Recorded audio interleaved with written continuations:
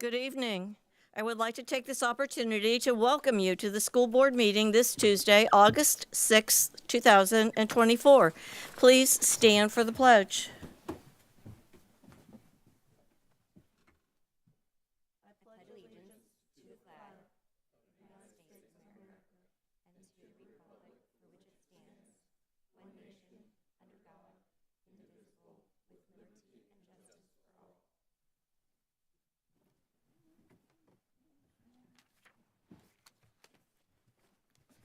Thank you.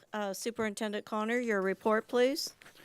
Thank you, Madam Chair. Good evening, board members and community. It's great to be 1 week now to conduct most of their work virtually today and should be back to normal tomorrow. But we do know that many of our staff and our community members have suffered some tremendous challenges over the last 72 hours. And so our thoughts are with our community as we go through that recovery process, and we know that we're here to assist in any way that we can as a school district to support our staff, our community, our parents, and our students.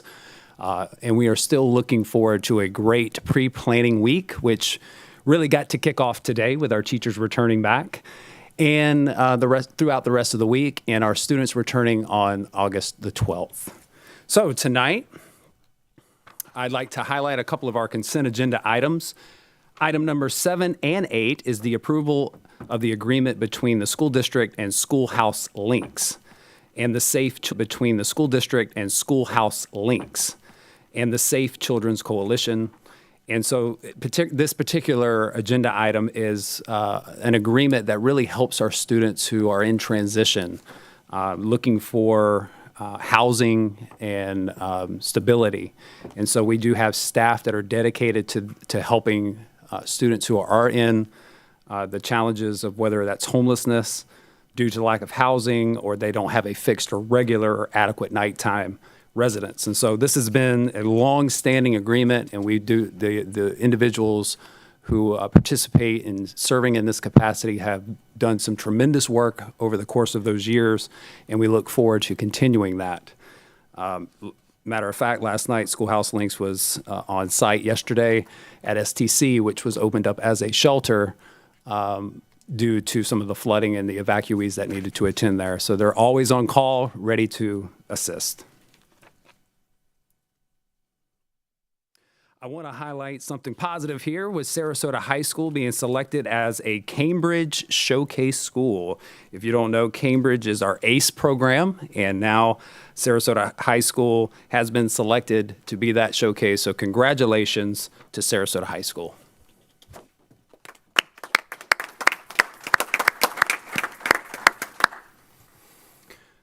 Grades came out since our last meeting, and so we want to celebrate. Sarasota County is celebrating 21 consecutive years being an A school district. And now 95% of all of our district-managed schools now rank as an A or B school. That is historic achievement. Let's congratulate all of the schools that did some hard work there. And I got to say, the two schools that haven't quite made it into the A and B range did make some very impressive improvements and are on their way to being in those rankings as we move up and continue our stride forward into next year. So congratulations to all of our schools. Overall, we improved an impressive 49 points on the district accountability system. And third grade English now ranking second in the state of Florida at 71% of our third graders now at proficiency.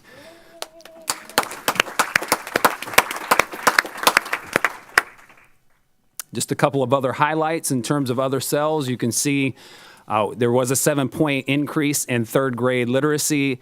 Overall, when you look at literacy or ELA achievement third grade through 10th grade, that's all of the tested grade levels, there was a 3-point increase from 61 to 64. For mathematics, which includes grades 3 through 8, algebra and geometry, all inclusive, moved from 65% to 68%, which is a 3-point increase. Our science proficiency, which includes 5th grade science, 8th grade science, and biology, moved from 66 to 68, which is a 2-point increase. And social studies, which includes civics and U.S. history, moved from 78 to 81% with a 3-point increase. Congratulations.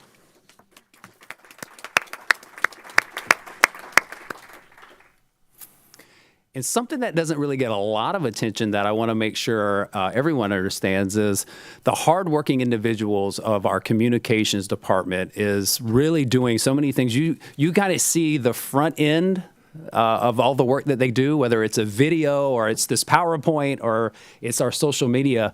But there is so much work that goes into making that happen. And it's a small and powerful team. INSPRA, which is the national organization for communications. Also, our team won the Golden Achievement Award for Staff and Student Recognition Program for our SCS Cares program, as well as 2 awards of excellence for the video, which is the Where Are They Now with one of our prior students, Justin Williams, and our video series in our classrooms. So outstanding. I can tell you these are very coveted awards. Over 2,500 entries go into this process for many of these awards, and they only give out a handful. And Sarasota County swept the competition with all of this. So congratulations to our team, and looking forward to more that's going to come.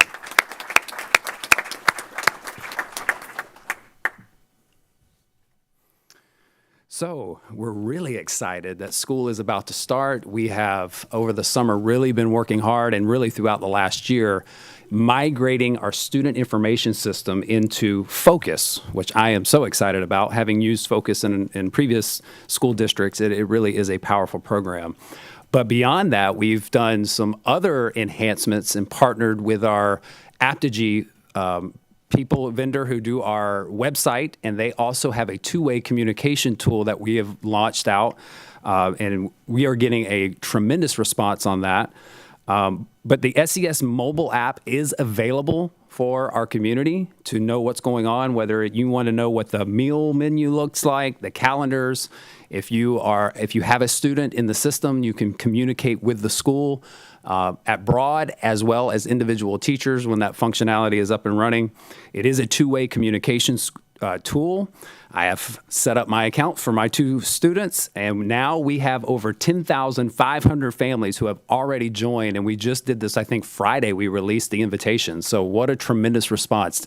And there is a family-focused portal where you're going to be able to get all the information related to your student, whether it's the schedule, the attendance, the grades, discipline. If they get a referral, they can't hide that referral in their backpack anymore. It's going to be right there. Bus information. I know that's been a challenge for some of our families. We've been responding on social media regarding any hiccups that you're having trying to locate bus route information. It is all set up in Focus, so you really absolutely need to set up a parent portal access if you have a child in our system, because that is your one-stop shop, and it is connected to the Rooms app, which is how you're going to be able to communicate with everyone you need to in the school district. So looking forward to that, and they are available now. Want to make the community aware of the Day of Giving, which is August 9th. From 5 a.m. to 8 p.m. It is at Venice and the Sarasota Carl Reynolds Law locations. This is an event supporting teachers by donating monetarily or with school supplies. So if you can get out to those 2 locations to help and support, that would be greatly appreciated. And again, August 12th is the first day of school, and we're looking forward to seeing all those smiling faces as we start next week. And if you still need to know what needs to happen prior to school starting and having that successful launch to the school year, our back to school information guide is available, and you can visit our website at sarasotacountyschools.net/back-to-school to get the guide. It has a checklist, supply list, and everything you need to have that successful launch. Happy 24-25 school year, everyone, and back to you, Madam Chair. Thank you, Superintendent Connor. I'd like to welcome you to the first hearing of citizens segment of our meeting. This time is to listen quietly and respectfully. Outbursts, applause, or other interruptions that disrupt the meeting are not acceptable. Any person that interferes with the expeditious or orderly process of this meeting after first being warned that such continued interference will result in removal will be removed. There are speakers in the room behind me that allow board members to hear public comments when stepping away from the dais. When your name is called, please approach the podium. If you choose to pass, you will forfeit your time to address the board. As a reminder, recording cannot be played during your 3 minutes of public comment. Mr. Enos, please. First on the agenda, based upon the new criteria, be Esther Rockwell speaking on agenda item 4.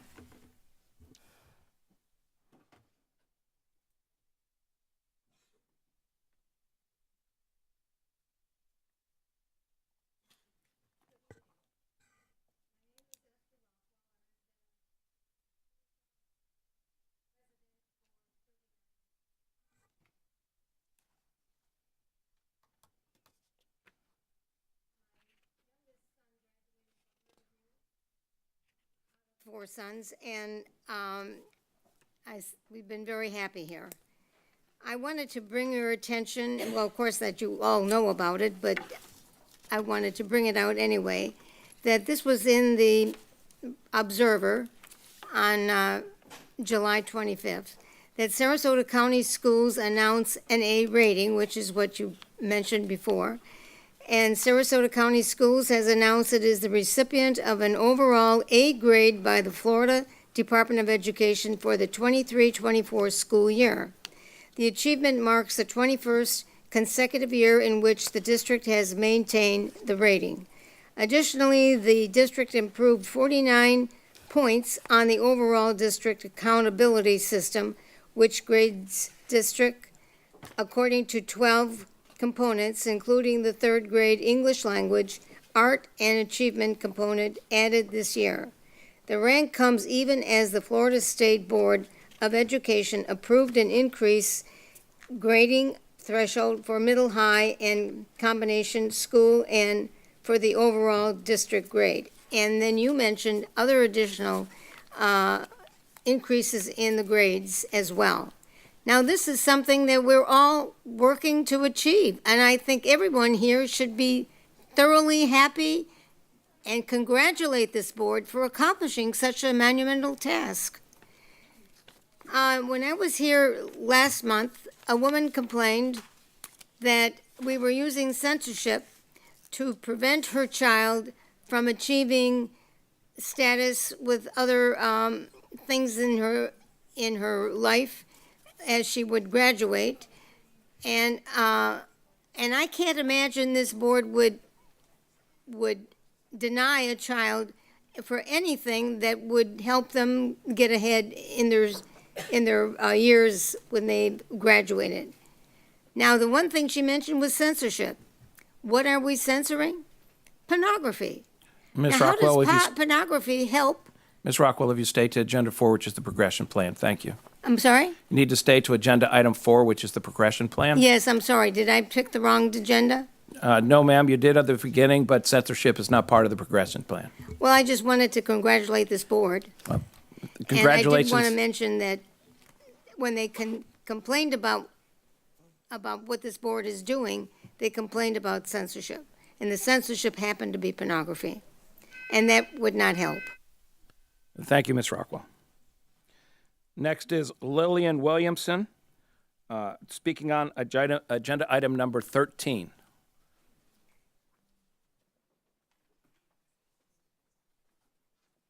Hi, everyone. Okay, sorry, this is my first public comment, so I'm a little bit nervous.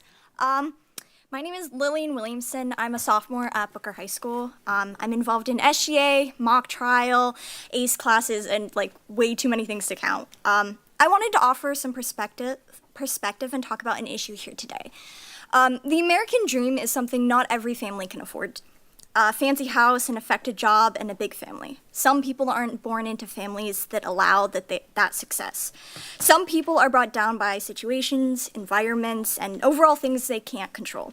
Poverty rates in 2022 for Florida was 12.7%. That is approximately 2 million people. I can only imagine that rate is increasing as prices to just exist in the world is also increasing. The average cost of living in Florida is $50,000.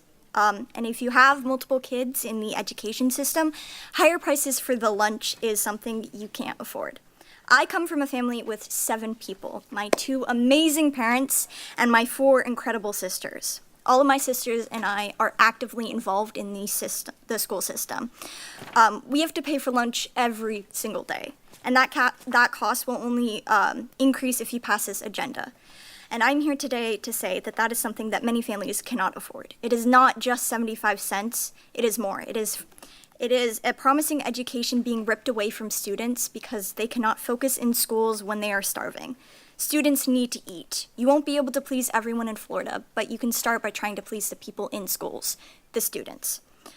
There are multiple programs that could help these schools make lunches free, such as the CEP, the Community Eligibility Program, which is a national funding program for schools with higher poverty rates. 43 out of 62 schools in Sarasota County are eligible for this program. That is 69% of Sarasota schools. If food is increasing due to inflation, then let's not make it our parents' problem. Let's implement programs such as the CEP, so if your child cannot afford lunches, they do not starve. Thank you so much. Have a good rest of your day.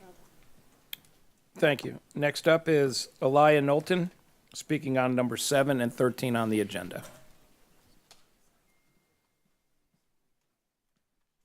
Hello, I'm Alea. I graduated from Booker High School in 2022.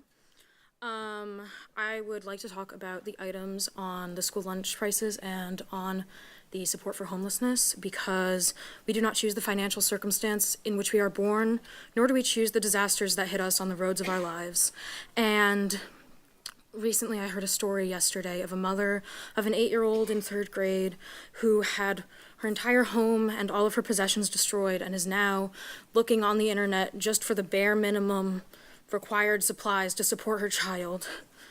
And it is so important that we pass the support for homeless students, because no child can control or help those circumstances, and no child should have to worry about that. And when it comes to meal prices, raising the prices also brings a significant harm, especially during this time when so many people are affected by natural disasters, and in this location where natural disasters affect people's lives continuously. It is vital to not increase the prices and to look towards other options to make student lunches affordable and available for students. How is a student supposed to learn when they can only think about when their next meal is? How is a student supposed to learn when they can't focus because their energy is so low? The reality is that increasing prices will definitely cause many students who are in financial insecurity to not be able to afford lunch, or to have to turn to other options, or to just go hungry.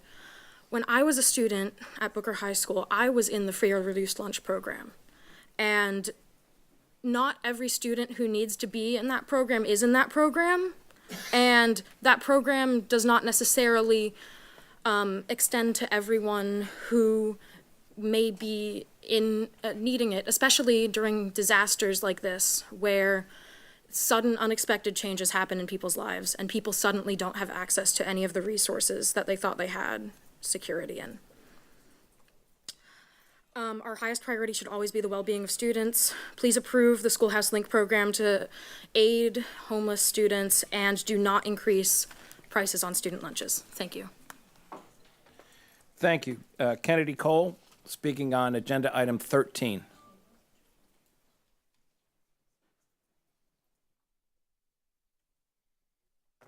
Good afternoon.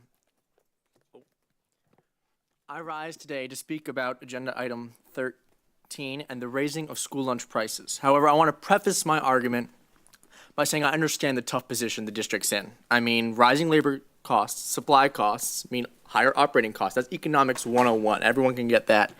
However, have we exhausted every single option before passing the price raise on to Sarasota families? At my school, Booker High School, most of us are already on the free or reduced lunch program.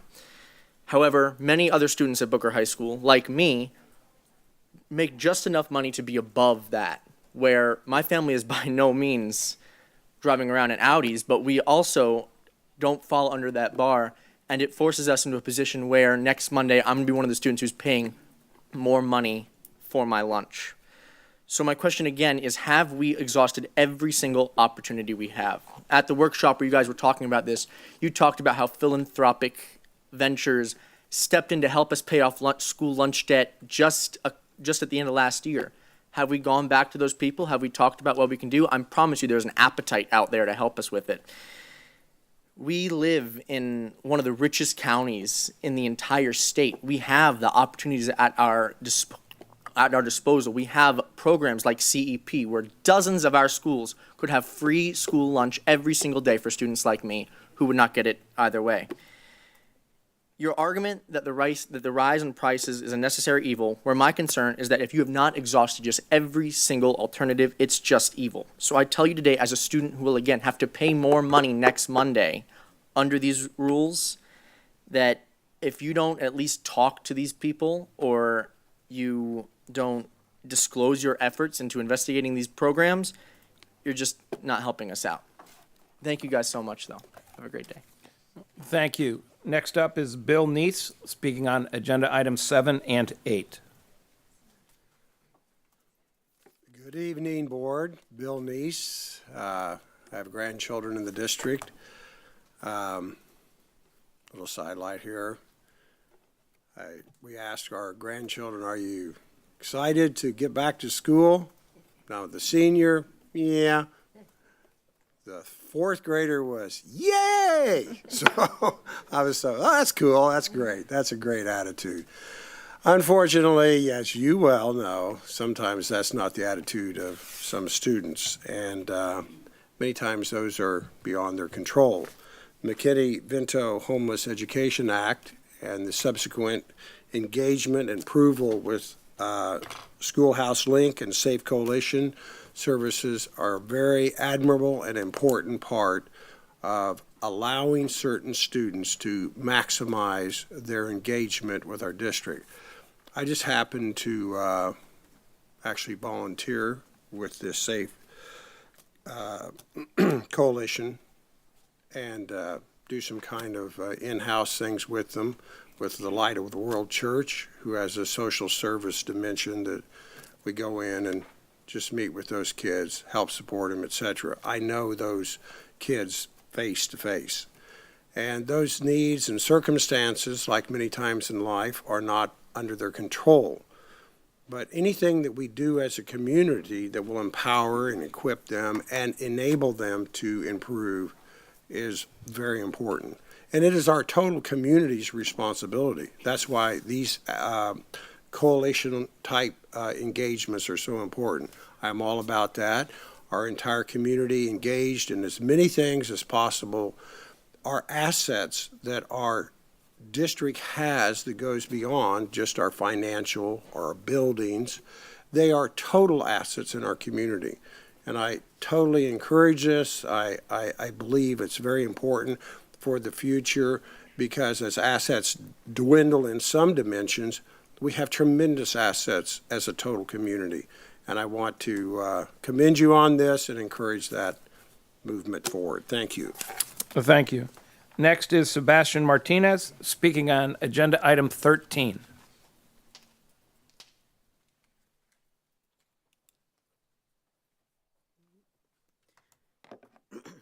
Good evening, ladies and gentlemen of the board.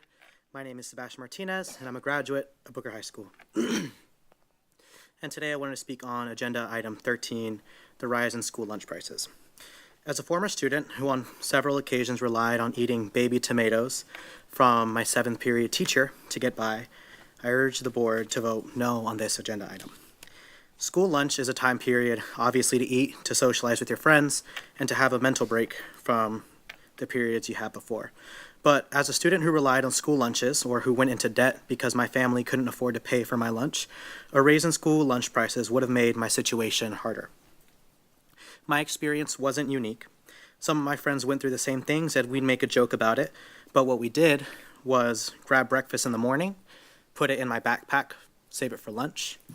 For lunch, I'd save that, put it in my backpack, save it for dinner before practicing at gymnastics, which shout out to them because 2 of them are on the Olympic team which is awesome. I understand the position the district is in, and due to the supply chain costs of raising school lunch prices at the moment is what I'm assuming is the best, if not the only course of action. But in the meantime, every board member should be doing their due diligence to ensure that no student is going hungry at school.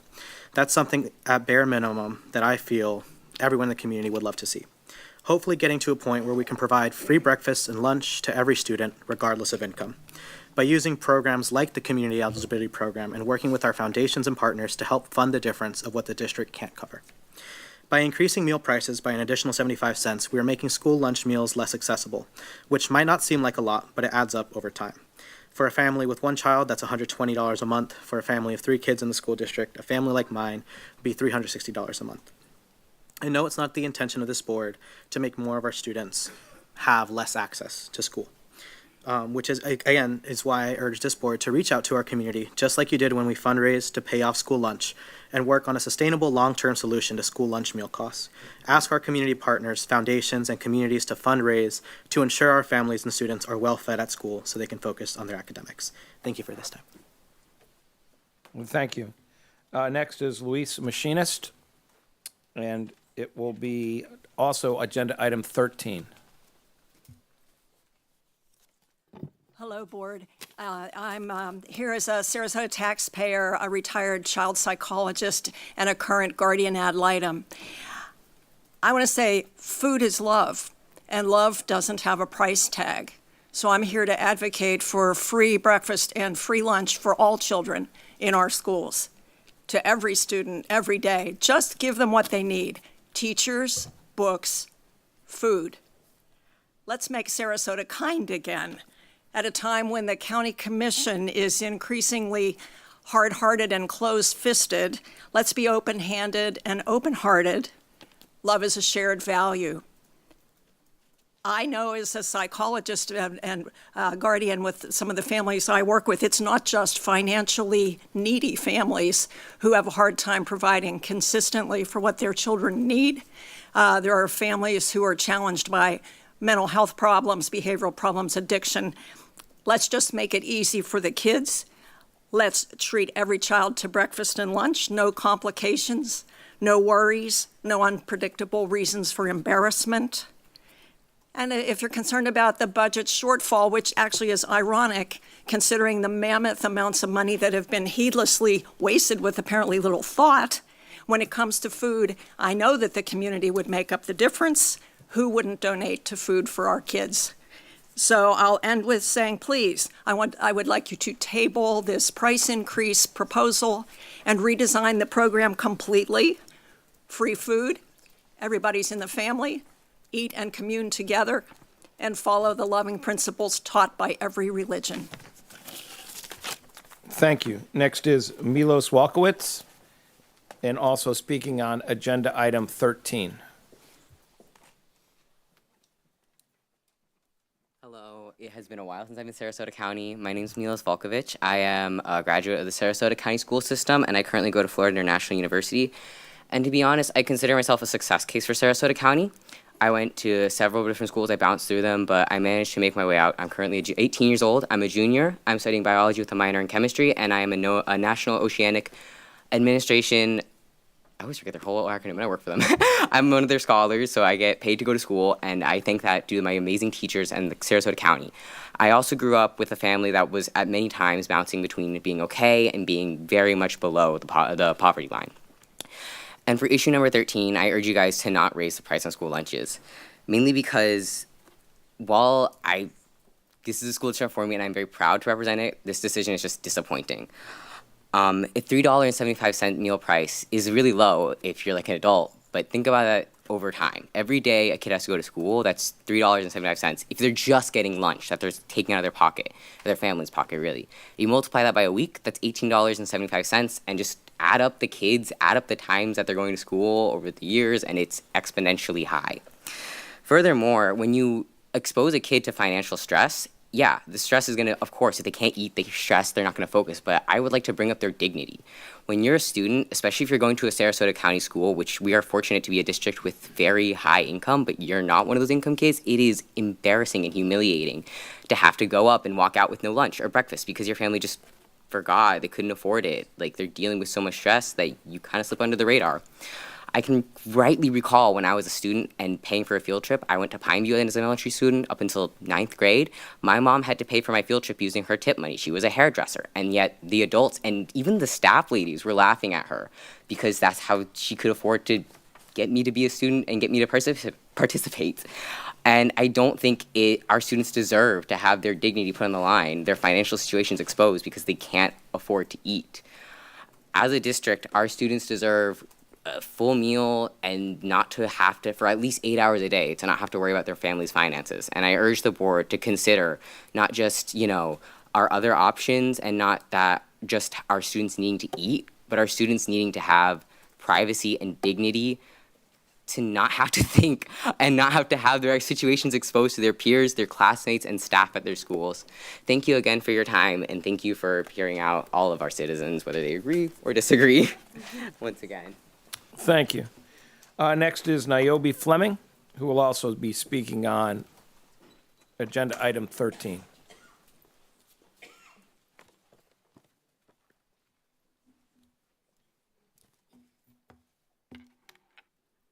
Good evening, members of the board. My name is Niobe Fleming, and I am a student at State College of Florida Collegiate School, Venice. I'm here to emphasize the critical importance of voting no on agenda item 13 for a better future for all Sarasota County students. During the COVID-19 pandemic, when breakfast was provided free of charge, our cafeteria was vibrant and bustling. I mean, you couldn't find a seat anywhere in the morning. However, when fees were reinstated in 2022, the cafeteria became eerily quiet, revealing that many students who relied on free meals could no longer afford them. You could hear a pin drop in the huge cafeteria. This proposed policy would only lead to a more isolating and difficult experience for many students such as myself. Sarasota County Schools are considering raising meal prices by an additional 75 cents, citing increased food and wage costs. 5 years ago, elementary school breakfasts cost $1. Now they're $2.25. Lunches cost $3.25 for elementary and $3.75 for middle and high school students, leading to daily costs up to $6 per child, or over $120 monthly, straining many family budgets. And that's assuming you only have one kid, and most people I know have a ton of siblings. Recent data shows that several Florida school districts have benefited from the Federal Community Eligibility Provision, also known as CEP, which many of my colleagues have talked about. This funds free meals for all students. The school board can implement this program in Sarasota, where 43 of the 62 schools are eligible, or 69%.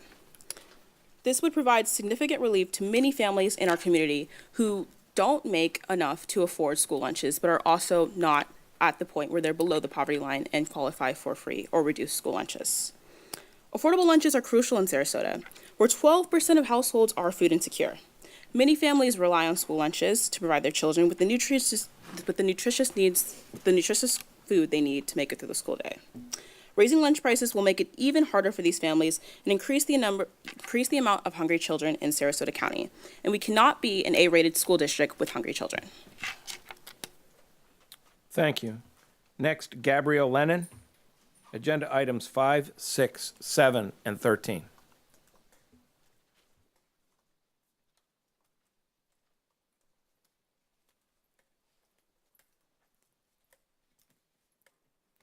Hello, everybody.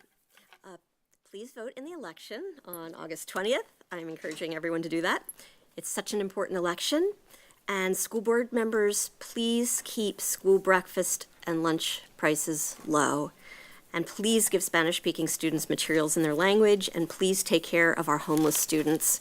When people are financially insecure, which it's like, it's not just, okay, people are getting free lunch, but there are people who don't quite qualify, as we've talked about, and there has got to be a creative way that we can all brainstorm, write it on a piece of paper, like 50 solutions to this problem that do not involve raising school lunch prices. I can suggest one that's unheard of, but that would be phenomenal, which is to make everything plant-based. Because if you make it plant-based, A, it's so much cheaper. B, livestock production creates more climate change gases than all forms of transportation combined. So making everything plant-based or way more plant-based, not only would it be cheaper and then able to feed more students, but it would ensure a planet for these students later, which would be also phenomenal.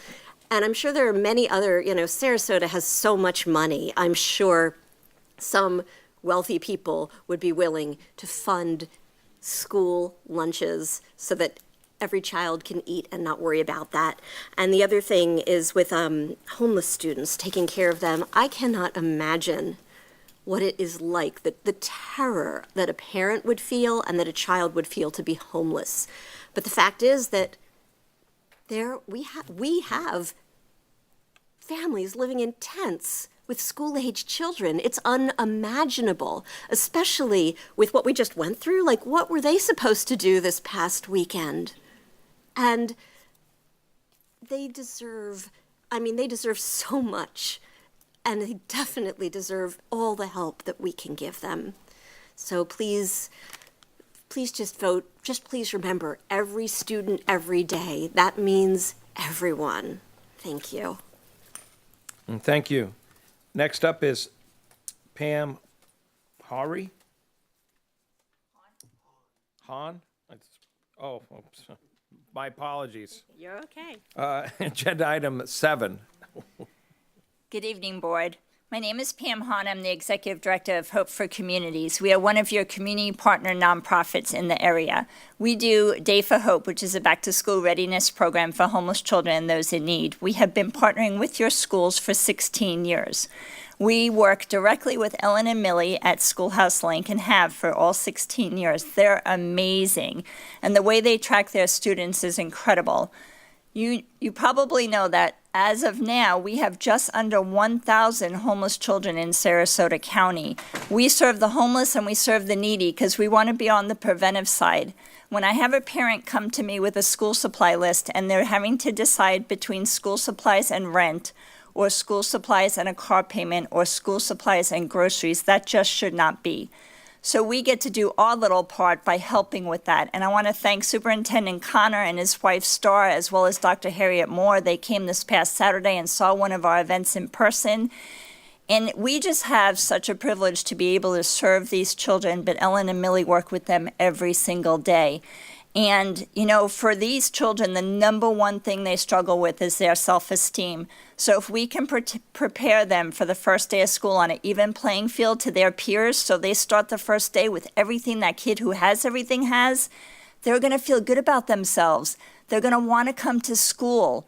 If they come to school the first day feeling good about themselves, they're going to continue to come and attendance is going to improve. If attendance improves, grades improve. If grades improve, graduation rate improves. And if graduation rate improves, you have a generation coming up behind us that will be in your seats. We have to pour into this generation. And my favorite day is the first day of school because at lunchtime, inevitably, I'll have principals call me and say, Pam, little Johnny, who used to come dredgingly to the front of the school building with his hands in his pocket, not making eye contact, is now running, smiling because he feels good about himself because he got the medical exam, he got the dental cleaning, his haircut, new clothes, new shoes, and a backpack with all the needed school supplies. So I urge you to continue the relationship with Schoolhouse Link. They're doing amazing work. Thank you for your time. Thank you, Ms. Hahn. Next up is India Miller. And that'll be agenda item number 13. Hi, everyone. I'm India Miller. Nice to see you guys again. Thank you for the accomplishments we're making. I'm here to speak about raising the price of school lunches. I almost just want to say, we live in one of the most affluent places in the world, truly. I mean, you can't hardly walk down the street without seeing some sort of supercar. Our houses are millions of dollars. The fact that we're even addressing raising school lunch prices for a lot of our students that can't afford them seems just really sad to me. We focus so much time on division and other issues that really just don't seem that important, that might have political, implications one way or the other. We spend a lot of time sort of arguing over things that I really don't think are that impactful to our schools. Kids eating is really super important. I was homeless in school and on my own as a high school student here in Florida. And I know what that shame felt like. I know what that fear felt like. You know, just a kid having to go to school and being identified as somebody who can't afford their school lunch is humiliation that we shouldn't put our kids through. I know what it's like to be singled out. I'm still singled out in Florida as an adult, and it's shaming. It's sad, doesn't make you feel special, but it made me tough. But I don't want to raise tough kids. I want to raise loved kids. I want to raise well-educated children. You know, raising the price of school lunches could result in school lunches for, a parent of 3 costing like over $360 a month. That is a lot of money when I really feel that we could investigate CEP and other, resources, spend our money differently, not pursue, frivolous lawsuits. There's so many things we're doing that are taking money away from where it really matters. We should be able to give free lunches in this amazing town to our students. It's crazy to me that we're not. I was lucky enough that I got to volunteer at Mothers Helping Mothers last weekend. An amazing organization, so many amazing organizations in town here. But there are so many reasons why those mothers are there needing help. Our school breakfasts have doubled, more than doubled in price since like 2019, 2020. We're just focusing on the wrong things, and I hope that we can at least come together over feeding our kids. I mean, I lived in India for a while, and kids there, grew up with absolutely no nutrition, no food. I have one friend who got adopted from there who was eating movie theater popcorn off the floor to survive and has developmental disabilities because of it. We don't need that to happen in Sarasota. It's an amazing place. I wish I was out helping the flood victims right now, but I'm here because I do care about these issues and other issues, that are going on here right now. But I hope we can do the right thing. Thank you. Thank you. Next is Xander Moritz, speaking on agenda item 13.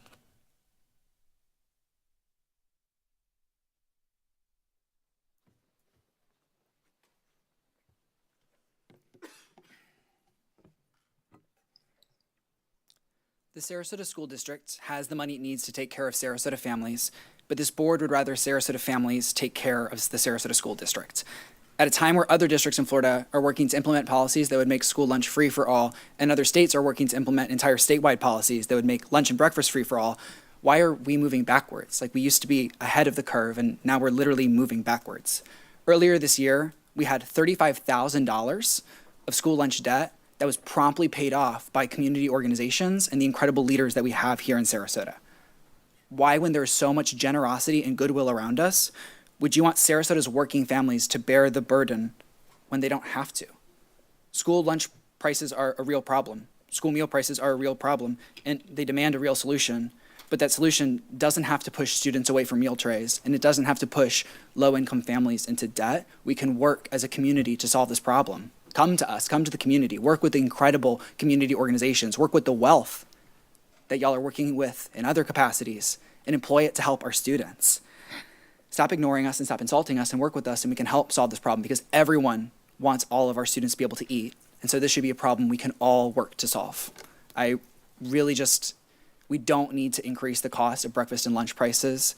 Even if you don't mean for it to have that impact, it will make it so that less students eat every day. It just will, and every piece of data shows us that. So let's get creative, let's work a little harder, and we can solve this problem. Thank y'all. Thank you. Next is Anya Dennison, consent agenda item number 13.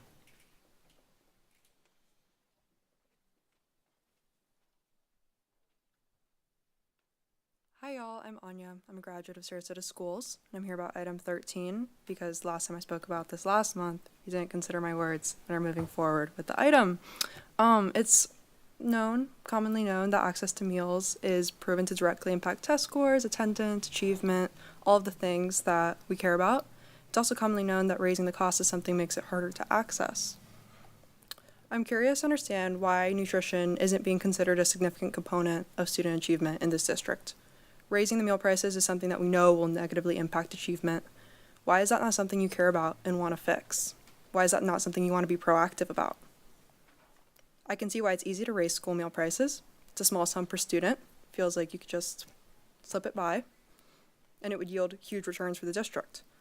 But the educational losses that will come as a result are just as important as those small financial gains.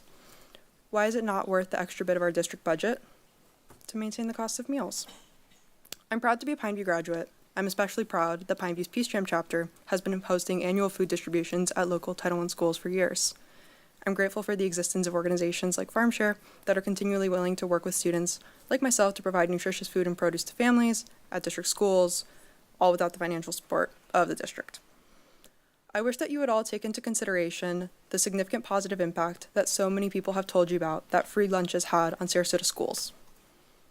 The case study writes itself. There are so many of us that can tell you firsthand. We should be working to lower and ease barriers for students as much as we can, and raising meal prices is a step in the opposite direction for practically no tangible reason. Let's learn from history, science, our community, and vote with students in mind. Thanks. Thank you. Madam Chair, that completes our agenda comment card, item specific. Thank you very much. Moving on to additions and corrections to the agenda, Superintendent Connor. Yes, an addendum was added to item 3, the instructional classified personnel report. Thank you, sir. Approval of the consent agenda as amended. Do I have a motion? Yes, Madam Chair, I move approval of the consent agenda as amended. Second. There's a motion and a second. Mrs. Ziegler, please. Thank you. I wanted to thank everyone for coming. A lot of you said there was one at least said it was their first time. They did a great job. I know it can be daunting. And I appreciate a lot of the concern in regards to raising meal prices. I know, I see faces over there. Extraordinary effort has been put forward to exhaust all of those options. I think this agenda actually will demonstrate our commitment to our community. I appreciate members' comments on 7 and 8 and looking how we do partner with our community partners in a variety of ways. I think many of us personally feel the pinch that is taking place and when it comes to rising costs all over the place. And our food and nutrition department is a self-revenue generating department, something that is different than the rest of our other funds, something that may not be aware. And I know that that team has worked tirelessly and takes their mission incredibly, it takes it very important focus and make sure that no child will ever come to school hungry. I know that that has been committed. If you watched our workshop, that was also addressed. But the reality is it runs as a business, and many businesses are having to make very difficult decisions in the current economic climate that we're in, and unfortunately, I believe that's where we are today. As soon as this was notified to me, I'm sure other board members felt the same thing. Your gut drops because it's the last thing any of us want to do, especially, and this was mentioned, I'm getting buzzed, especially coming on the heels of knowing how many families across our community are grappling with disruption from the storm. And so it makes it doubly hard.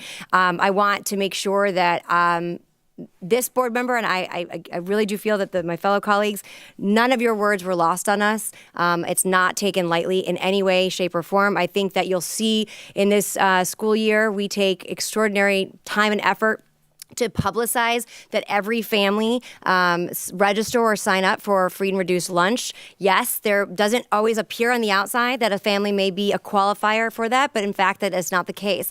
And so that'll be something I know that we'll continue to do that way that will not impact them. It's something I have seen the drive the beginning of each school year. I've already seen social media putting those out as well. And I implore all of you to share that so you can get that message out to families as well so they can apply so that they are not impacted by this price increase. I want to thank staff for their hard work and their commitment. I know you take this so seriously and personally, quite frankly, but I know that that is not on your shoulders. You are not responsible for the economy that we are in, but I do appreciate all the work that you guys have done to try to support our families, and I will be supporting this. Thank you, Mrs. Ziegler. Very well said. Mr. Edwards, please. Thank you. I agree with a lot of what Mrs. Ziegler had to say. I walked into the room this evening. I walked right over to Sarah. Sarah and I smiled at each other. I said, I'm not done with these school lunches yet. And she said, neither am I. So the best I can tell you is that there is a lot of work that's still going on and a lot of discussions that are still being had, appreciating that lots of you said to be creative and to keep those conversations going. I can tell you, I know personally that those are. So I want to also say to families that it's an ongoing. So if you find yourself in a situation that it has changed dramatically, you can still apply. You can still apply 3 months into the school year. So please take advantage of those programs, especially if you're on the cusp and things are such a challenge. And we will do everything that we can as a school district to maintain everyone's dignity and everyone's privacy. I know that our colleagues, our workers, our teachers, our food service people are completely on that page. So I just wanted to make sure that you all knew. And by the way, how professional were those public comments? Agenda-related public comments. Very well done.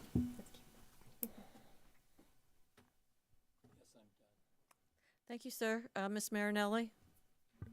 Thank you, Madam Chair.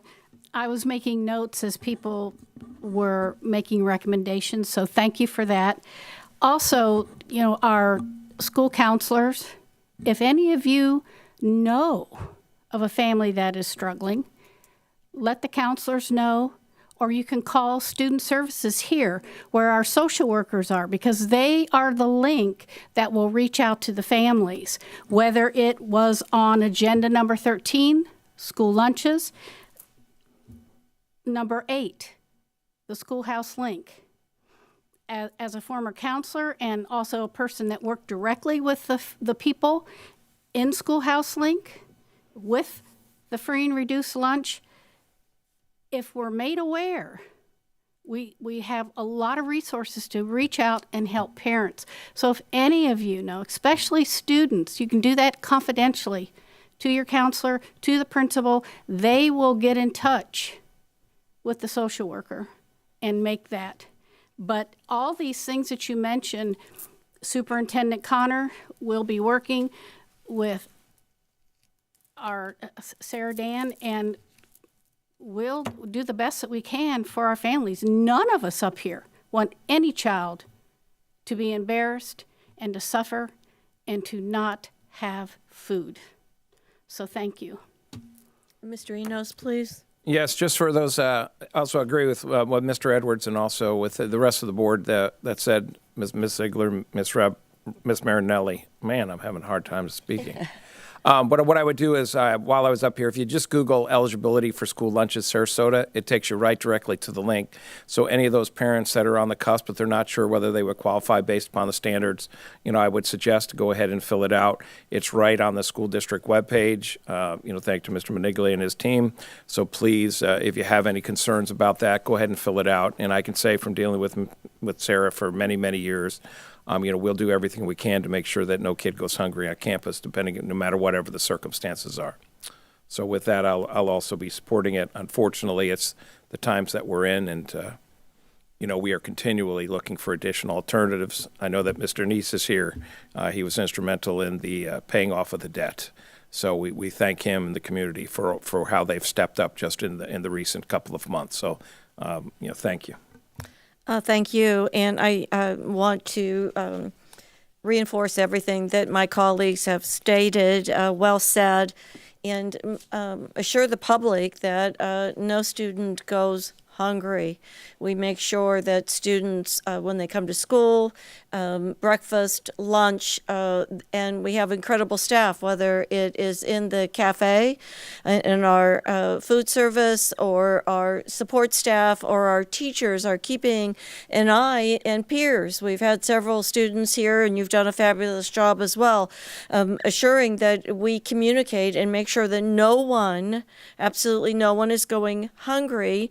And And we did have community step up, and what that community did is they paid off the charges that were collected in student debt. So students were able to charge lunches and still eat.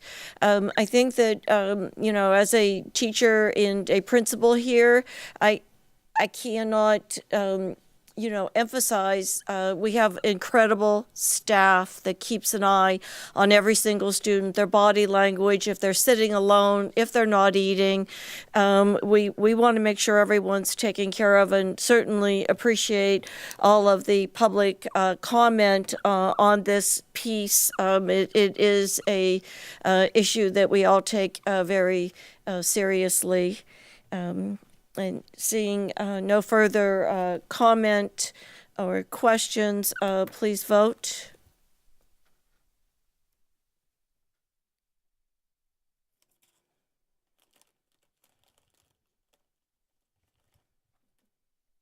And the consent agenda as amended passes unanimously.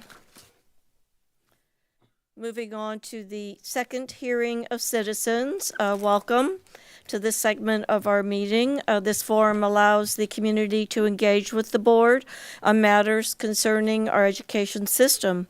Each speaker will state their full name, and if you could please do that when you come to the podium. It's a piece we sometimes are forgetting. And shall confine their remarks to the business of the school board. Each speaker will have up to 2 minutes. A timer will signal when 1 minute remains, and please conclude promptly when the timer ends. Abusive language, personal attacks, or disruptive behavior will not be tolerated. Please direct any personal grievances or personnel issues in writing to the school board office. Audience members are requested to listen quietly and respectfully. Outbursts, applause, or other interruptions that disrupt the meeting are not acceptable. Any person that interferes with the expeditious or orderly process of this meeting, after first being warned that such continued interference will result in removal, will be removed. As a reminder, a recording cannot be played during your 2 minutes of public comment, and we appreciate your cooperation. Let's begin. First up is... I'm so sorry. I believe there might be we might need to restate is it the vote? Did it record? Oh, okay. Timer. I couldn't read lips. Resetting the timer. Yes. Thank you. Wow. Thank so you, you'll Ms. signal Ziegler. when I did not catch that. Okay.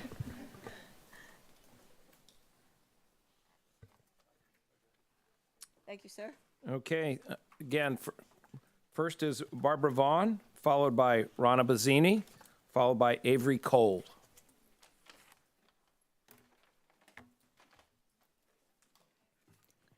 Good evening, Board. I'm Barbara Vaughn, a resident of Sarasota County. I normally take this time to pray, and I think you all know that. I'm here to tell you today, I think our prayers are working. The schools have shown such a remarkable improvement, largely thanks to your efforts. I personally would love to just have a standing round of applause for the things that Esther Rockwell quoted from the newspaper. I'm surprised that it was in the Observer newspaper. Did you see it anywhere else? I didn't. So the public doesn't know that this board is doing a really good job. Our new superintendent is doing a really good job. And we need to be sure the community knows that. I want to personally thank you, and I want to personally thank the audience, although I'm not supposed to direct my remarks to them. The new protocol for this meeting is wonderful. We haven't had any untoward comments or demonstrations this afternoon, and I think it goes to your credit. This is a change in the atmosphere that we all needed and we all appreciate. Thank you, Board. Thank you. Next, Rana Bazzini. My name is Rana Bazzini, and I am a resident of Sarasota. First, I'd like to thank the schools and the board for stepping forward during Debbie and all the help that they offered. And I also hope that those who had suffered damage will be made whole quickly. Since this is the last board meeting before the election, I would like to address that.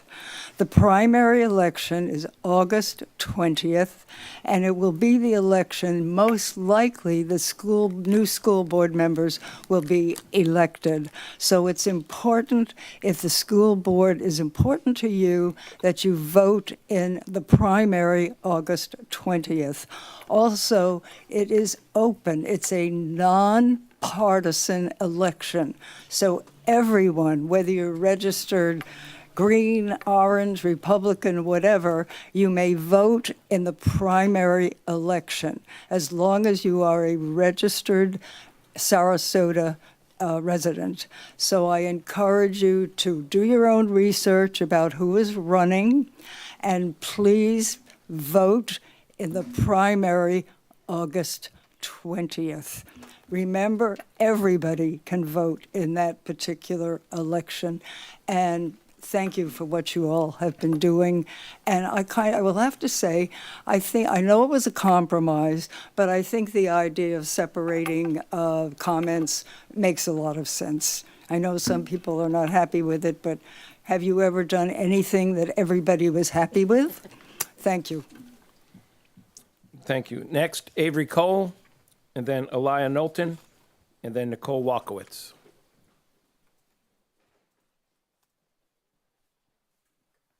Good evening. My name is Avery Cole, and I'm a sophomore at Booker High School. During the recent storm, I thought about how past natural disasters have affected me and those around me, with no power, no school, and no escape. But while I wasn't affected by this storm, many other friends and fellow students were. I saw houses of students and friends flooded. I heard of cars being submerged in water far from repair, and saw photos of families being rescued from their houses by boat, by kayak, and other cars. But what stuck to me is that these people were being rescued by community members and the general public. The amount of empathy and compassion that the general public give to one another is the exact amount I expect the school board to give to its students and its staff, and currently I don't see the school board doing this, and I'm waiting for you to wake up and take a look around to see that we have all been drastically affected by this disaster, and we need you to do more for us, the students, the staff, and the community members of this district. And we want you to not censor books. We want you to listen to our concerns. We want you to take our concerns into consideration and approve agenda items that we approve as well. We want you to be the school board that represents us as students, staff, and the community members of this great district. And if you can't give that to us, then we have no choice but to find a better board that represents us, the students, the staff, and the members of this district. Thank you for your time. Thank you. Next, Elia Knowlton.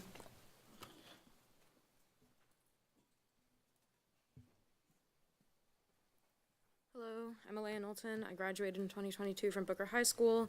It's important as a school board to recognize the uniquely vulnerable position students are when they are in school.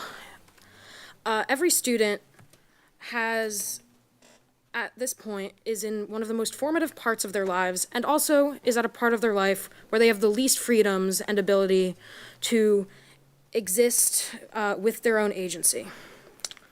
Changes made in 2022 to how trans students are treated in Sarasota schools still affect the lives of many.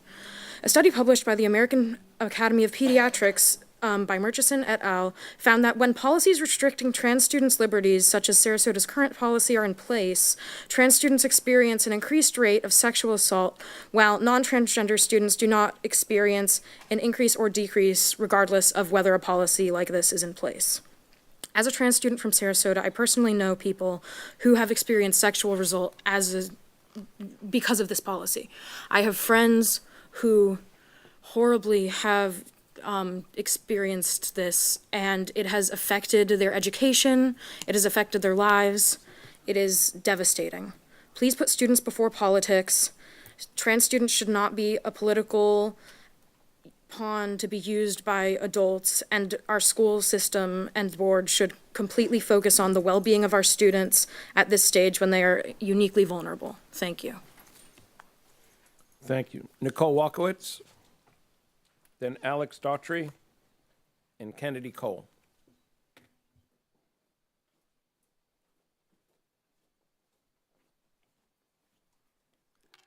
Hello, my name is Nicole Volkevich, a graduate of Suncoast Polytechnical High School, and last Friday I had my third seizure.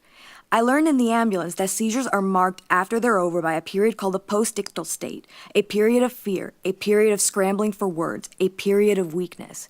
When I was in the ambulance, fresh into my postictal state, I sobbed like a baby, terrified seizures would soon become my norm. But because the paramedics were determined to keep me calm, my doctors ran tests, and because they had a solution that wouldn't cause my brain any more issues, I came out of my postictal state with a couple of tears and a new passion to fight. It's thanks to the hospital staff that were able to tap into the true problem. I just needed to take my medication twice a day, every 12 hours. I want this school board to start having solutions like these. Do you know how angry I would have been if my doctors told me, see, we know you like Keppra, but why don't we change it to another medication that makes us feel better? Or let's charge your insurance for a new medical technology that doesn't have a great track record, but we'd rather not fight Tallahassee. I don't want a school board that acts like this, not when there are so many marginalized students and constituents in this district. At what point do we tell this board that being a constitutional officer also means granting every Sarasota student representation and not just shady conservative donors? At what point will we get a board that starts to put the life, liberty, and pursuit of happiness of their constituents over their own personal gain? I don't want constitutional officers who use their power to make every Sarasota student's life worse by siphoning their public dollars into new voucher and for-profit charter school programs, continuously ignoring the students who come to speak. I want to see Sarasota emblemized by who truly inhabits it, good people who have no need to pick on the most marginalized among us. I want constitutional officers who work to create an America that embraces all of us. I want to finally feel care about all students and all parents. And from the 20-year-old with epilepsy, chronic pain, fatigue, and sensitivity to heat, and yet still stands strong in Florida summer heat, I want you all to know that we're not going anywhere until we get the representation we deserve. Thank you. Next, Alex Daughtry, then Kennedy Cole.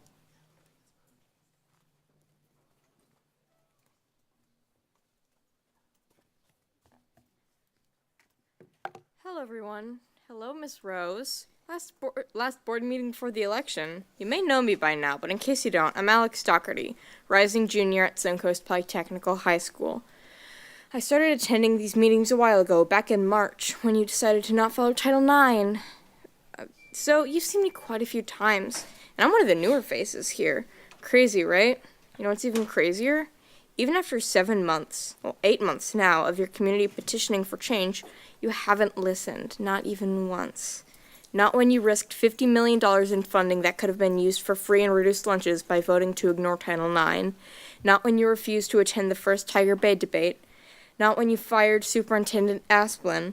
Not when you voted in favor of Vermillion. And certainly not when you voted to unfairly when you unfairly exercise your power to routinely threaten to clear the chamber for minor issues. You say we can just email you, but you never read them. And even if you did, you'd still vote however you want anyway. So you may ask why we keep coming to these meetings. And in my case, it's because this is my only chance to have my voice heard. I can't vote. All I can do is hope the community thinks about people like me, students who can't vote yet, but are still affected by this board's decisions. And I hope that the community votes with people like me in mind on August 20th. Thank you. Kennedy Cole, then August Ray.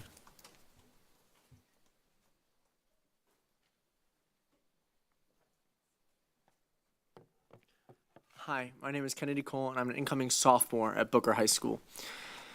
In times of struggle, we need leaders. During the Great Depression and World War II, we had FDR heal us. During the turbulent times of the 1960s, we had JFK and other visionaries unite us.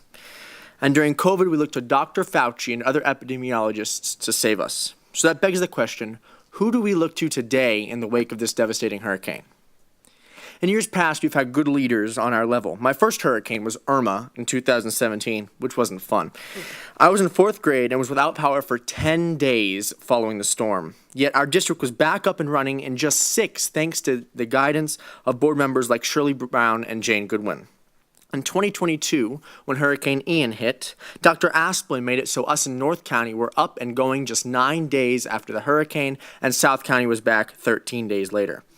These leaders brought our community together in times of need, and that is something that our current board has not been able to do. Your default leader, Karen Rose, has proved time and time again that she is not a good leader whatsoever, and in fact, the opposite. She's a follower. She has followed bigotry and hate her entire career, from the cover-ups as a teacher and administrator to the firing of leaders like Dr. Asplin, and vetoing Title IX guidelines and other stuff, which she has followed the lead of far-right groups. She's done all of this in one term. Given a second, there is no doubt she would continue following hate. She will follow the lead of developers and outsiders in hijacking our district. And the plain truth is that Karen Rose is not a good leader. It is something us students know. It's something almost every teacher I talk to knows. And it's something that my parents know. And it's something that the voters will show on August 20th. Thank you for your time. Thank you, August Ray, then Paulina Testerman, and then Gabrielle Lennon.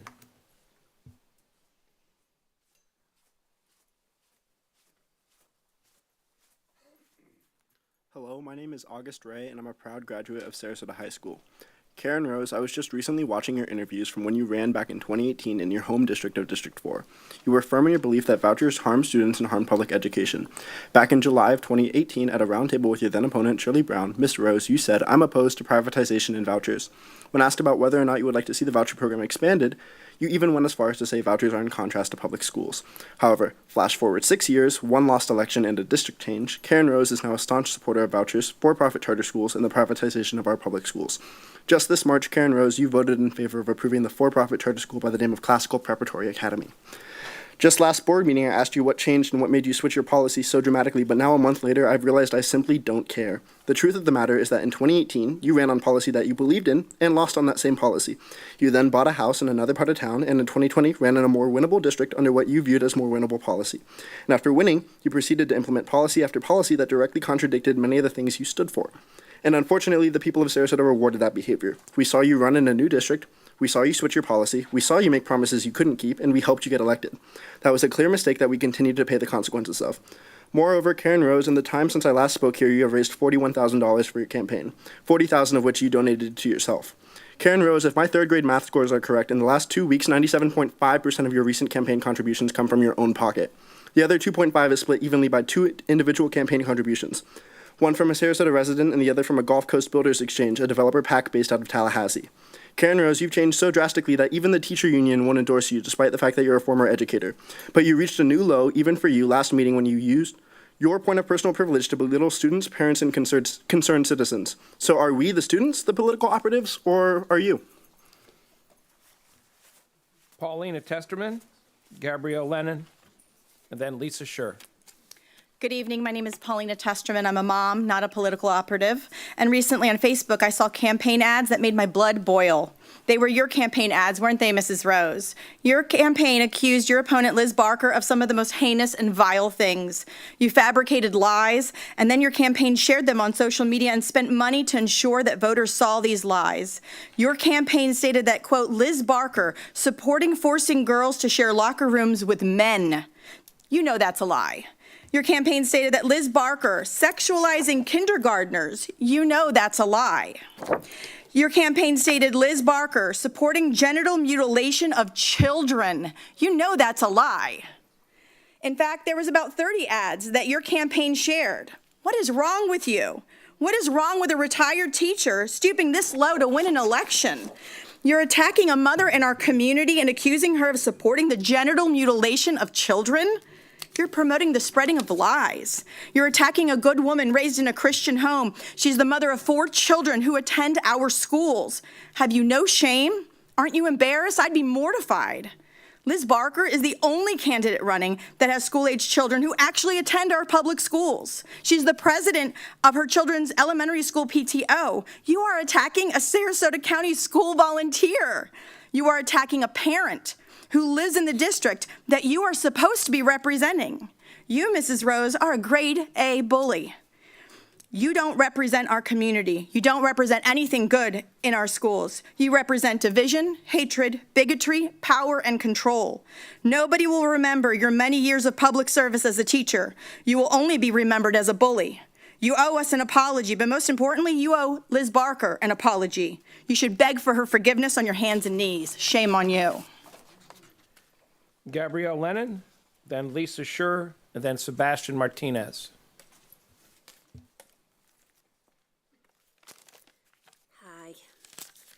Karen Rose, in your campaign to be on the school board again, your many-faceted lies show that you don't care about our children on any level.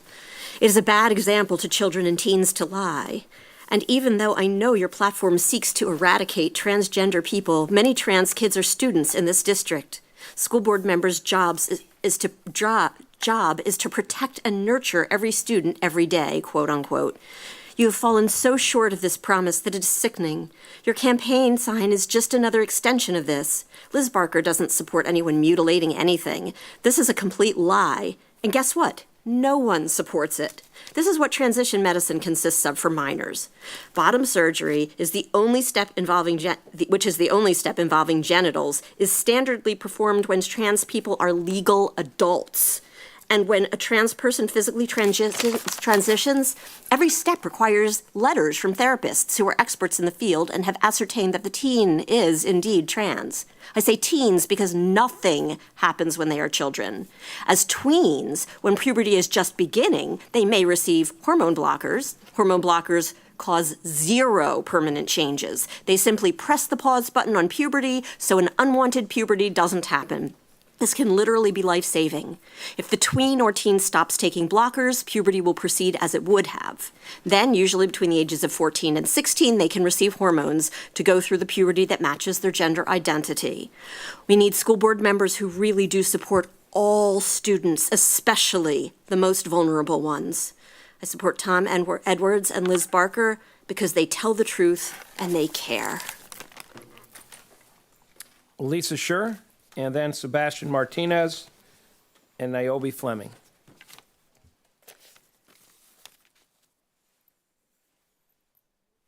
My name is Lisa Schur. I'm a taxpayer and resident of Sarasota County.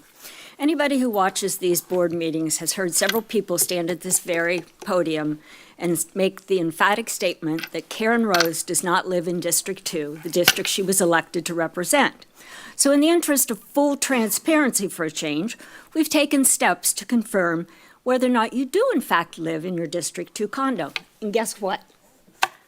Your neighbors have stated that no one is living there. They've seen you there a couple of times, maybe for an hour tops. And there's also other solid evidence that you don't reside at that residence. By way of background history, Ms. Rose ran for school board in 2018 in District 1, where she had resided for many years, apparently. And we're not going to disclose your address, so don't worry.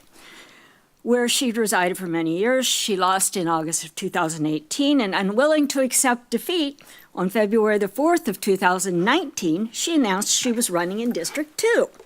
And shortly thereafter, she purchased a condo in District 2, which is fine.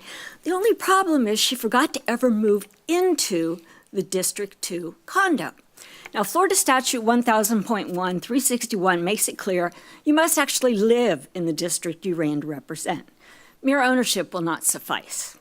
Election residency rules are not suggestions or aspirational. They're laws. It's bad enough, Mrs. Rose, that you can't be truthful with the voters of this county about your residents, but what kind of example are you setting for the students, the children? We plan to investigate all legally available avenues for your removal. This is going to be your legacy.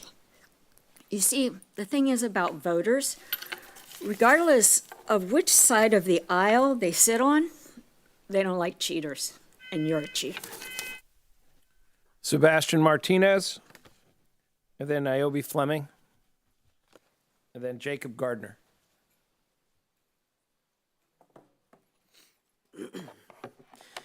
Good evening, ladies and gentlemen of the board. My name is Sebastian Martinez. Them or us. Rose, our community at large, Republicans, Democrats, and no party affiliates can all share one common belief. Developers have no right to buy the seats of our local government bodies to enrich themselves at the expense of Sarasota County taxpayers. Recently, several conservative candidates even refer to developers as organized gangs, and they truly are. Which begs the question, why do developers back Karen Rose? Because our community surely doesn't. Karen Rose relies on dark money and support from outside Sarasota to run smear campaigns instead of running on educational policy. Let's break it down. When I reviewed your campaign contributions through Sarasota Votes 4 weeks ago, 70% of your campaign was funded by Robinson's dark money PACs, developers, contractors, and yourself. Now, that number has grown to 81%, meaning only 19% of your campaign is actually funded by Sarasota residents, by 80 individual contributors. Karen, out of your $148,450 raised to date, $68,325 comes from your own pocket.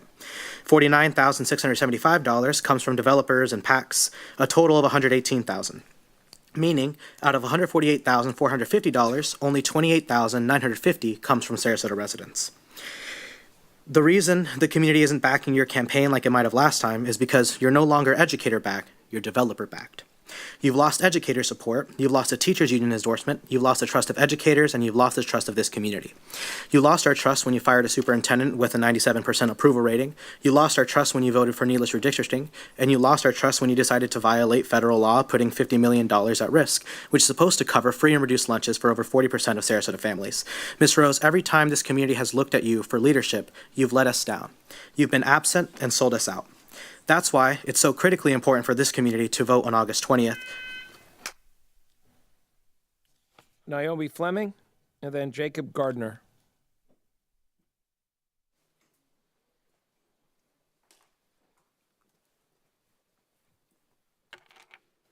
Hello again, everyone.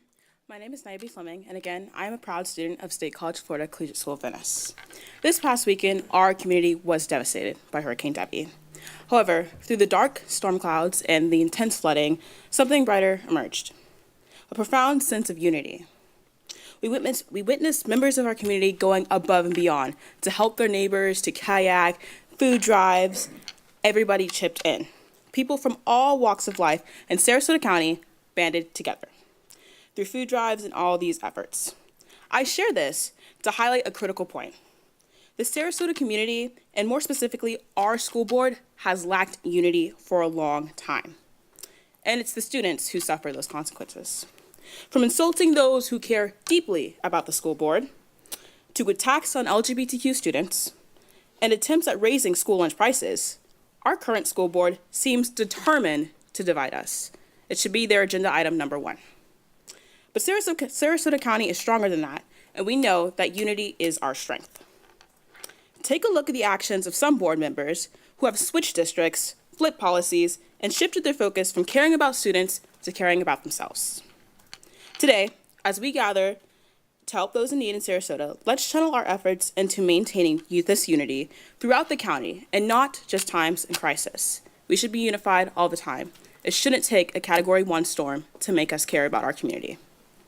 This means electing school board members who unify our community and prioritize our children's well-being. On August 20th, let's choose leaders who reflect the spirit of unity and compassion that we've seen over these past few days, because we should always have unity in our communities, and we should not elect politicians who choose to divide us. We deserve a school board that embodies the same resilience of all the residents in Sarasota County.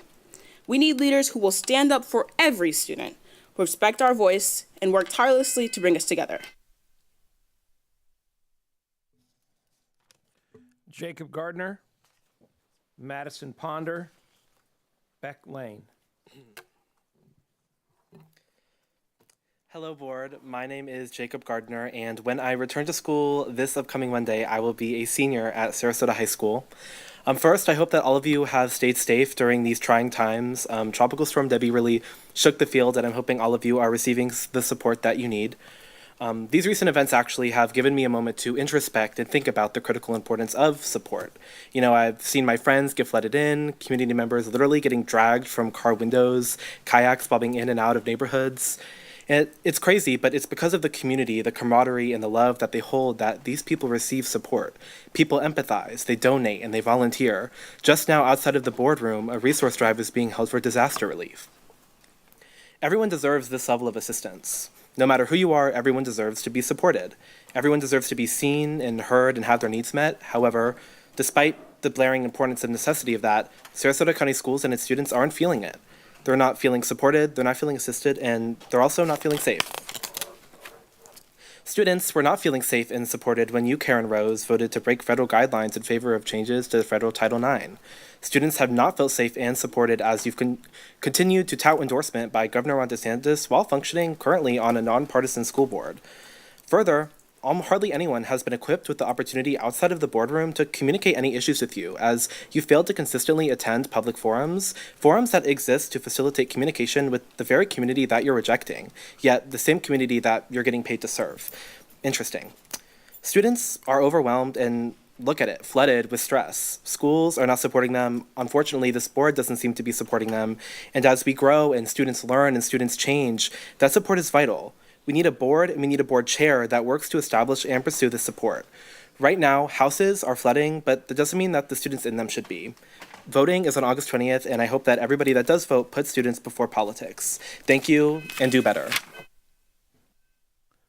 Madison Ponder, then Beck Lane.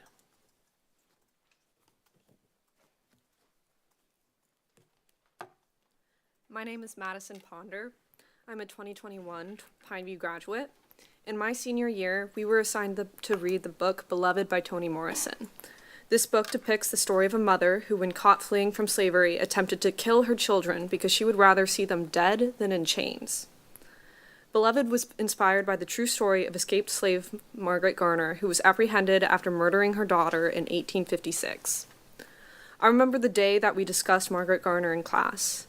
I remember walking around that day with a heavy heart. I also remember Beloved being one of my favorite books I read that year. It is important for us to read books like Beloved in class because it teaches the reality of the struggles of slavery. It also teaches us empathy for those who are forced to choose between two evils. 3 years later, I was devastated to hear that Toni Morrison is one of the most attacked authors in Florida. I learned that her book, The Bluest Eye, was under fire in my hometown. Now, this board will tell you that there have been no book bans, which is technically true. There haven't been, but that does not mean that books are not leaving our shelves. When researching for my thesis, I learned from librarians that when they receive new books, they also receive a list of books that must be removed per the school board's request. I also learned from teachers that they had to close their classroom libraries to students, further limiting access. So, Mrs. Ziegler, you are correct when you say that no books have been banned here. But you are also misleading the public into believing that access to books is the same as it was 4 years ago. Thus, my ask here is twofold. First, that this board be transparent about how it limits access to books. Second, that this board works to put removed books back on shelves. Unfortunately, I do not believe that this board will answer either of my asks, which is why I will be voting in the August 20th election for school board members that hopefully will put students before politics. Thank you. Beck Lane, then India Miller, then Ron Springman. All right, I'm Beck Lane. I've gone back and forth for several months about telling you a story, something that I experienced when I was doing public art in Burns Court.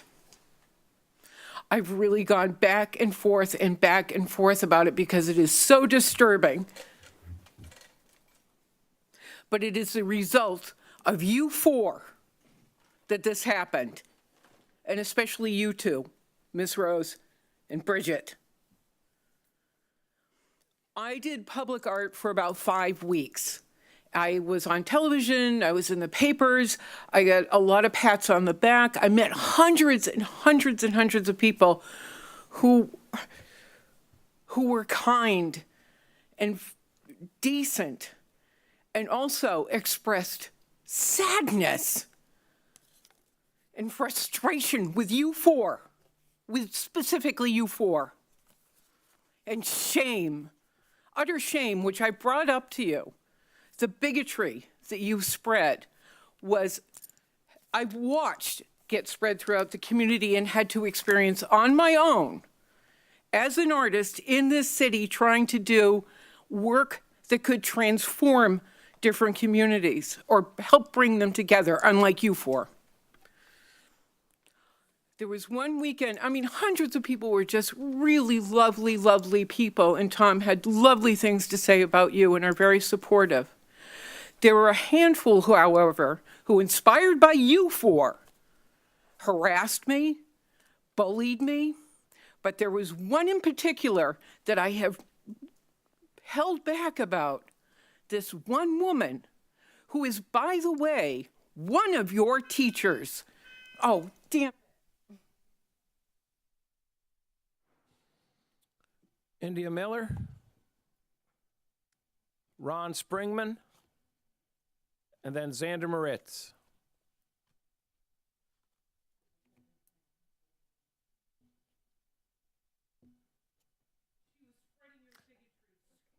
Excuse me. We're going to take a 5-minute break. If we could turn the mic off.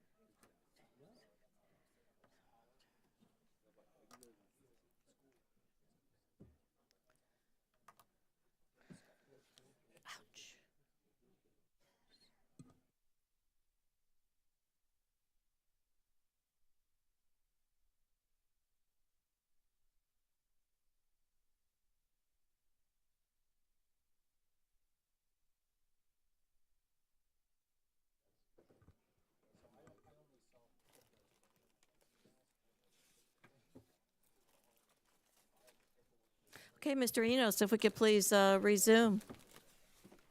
India Miller, please. India Miller, if someone would go into the hallway I can see. Thank you. So we'll do India Miller, then Ron Springman, then Xander Moritz. Sorry, I'm India Miller again. It is a lot to live with the hatred and crap that comes out of some of the stuff that comes out of the school board here. It really is. It's a lot. So I understand the passion, if not the delivery, of some of our developers' land. I would question that candidate. I am here because Bridget Ziegler is still here. She should be nowhere around making policies for children. If you aren't familiar with her at home, Google Bridget Ziegler. Karen, I will not vote for you. I will not support you. I can barely tolerate you because you've done nothing to remove her from this school board. You're not doing your job. I'm going to vote for Liz Barker 100%. I would vote for Bob Barker at this point. You're terrible people. You're out for money. I've been threatened with lawsuits for questioning you. I mean, like, it's just insane here. I did no research before I moved here, renting a house to bring my mom with Alzheimer's to, and she passed. I didn't want to stay in the house where she died in my arms. I ended up here. Had I researched it, I probably wouldn't have come. But I want to thank you because you've inspired me. I'm that boy, that transgender boy you're scared of being around the girls in the bathroom. No one's having mutilation done of children's genitalia. I would have saved at least $50,000 not having male characteristics dealt with, hair removal, all of this stuff, if I'd had a puberty blocker. Wouldn't have changed any of your lives. It would have changed mine. Ron Springman, then Xander Moritz. Ron Springman, independent voter. After working for the government, I believe the deep state is actually organized corporate crime, influencing not only Capitol Hill, but much of our nation's entire political arena.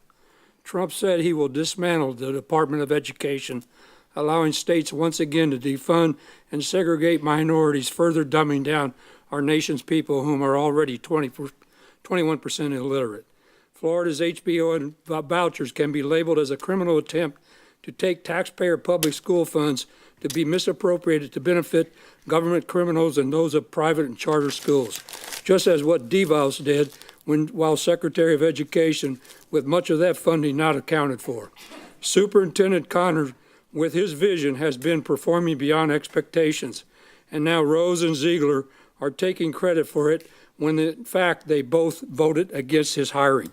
Sarasota needs a diverse school board which includes parents with children, as is the case with Liz Barker, who has 4 kids in our public schools. Her campaigning has presented a solid and honest agenda to advance the education of our students, and she is all deserving to fill the position Rose now holds. But Rose's lust for power has stooped to a new low by making a false campaign statement on social media that Barker advocates the mutilation of children's genitalia. Shame on you, Karen. When I saw that posting, it sickened me to no end, and being Rose, Ziegler, and their other halves favor such rhetoric, I can only repeat what Trump says at his rallies, quote, "They are fake news scumbags." Vote for Liz Barker and Tom Edwards August 20, and vote blue in November to save the country from total corporate takeover. Power to the people, as John Lennon would say. Xander Moritz, Anya Dennison, and then Zaire Kekahuna Samadi. Thank you, Board. No matter who you vote for on the August 20th Sarasota County School Board election, you should vote for a candidate you know will put students before politics. How do you know if a candidate will put students before politics? You should look at their actions. You should look at their track record. You should look at how they behave around students. You should look at how they treat students. You should look at what schools they visit. You should look at where they put their students. You should look at how they engage with the Sarasota County School District. And if you do that, the choices that you need to make in the August 20th Sarasota County School Board election will be very simple. Over the last 8 months, students have held the majority in this boardroom. They have spoken at every single meeting for the last 8 months. And every single meeting for the last 8 months, Chair Karen Rose has either ignored or insulted them, and either option sucks. And so I ask that as we move forward as a community, that we treat our young people like full people, that we embrace who they are and what they say, and that we move with the respect that we ask for, because the golden rule is to treat others how we'd like to be treated. Thank you. Anya Dennison, and then Zaire Kekahuna Samedi.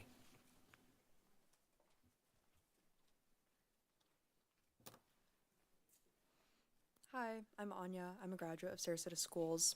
School starts on Monday, and I'm wondering what your plan is to make sure that students enter their classrooms next week feeling safe and cared for.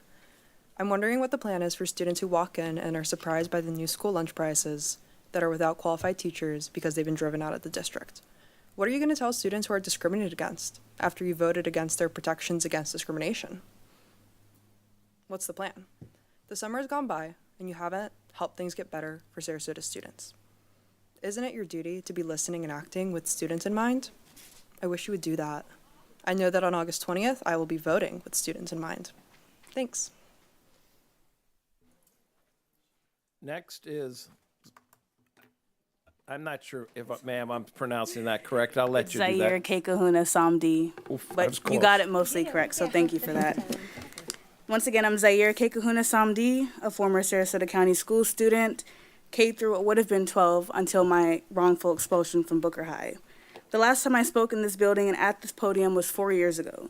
In 2020, I found myself dedicating all of my time that should have been going towards my academics, instead being used to advocate for my community, my peers, our teachers, and also spent living in fear of the threats that the concerned parents of Sarasota made towards me and treatment from a specific BHS admin.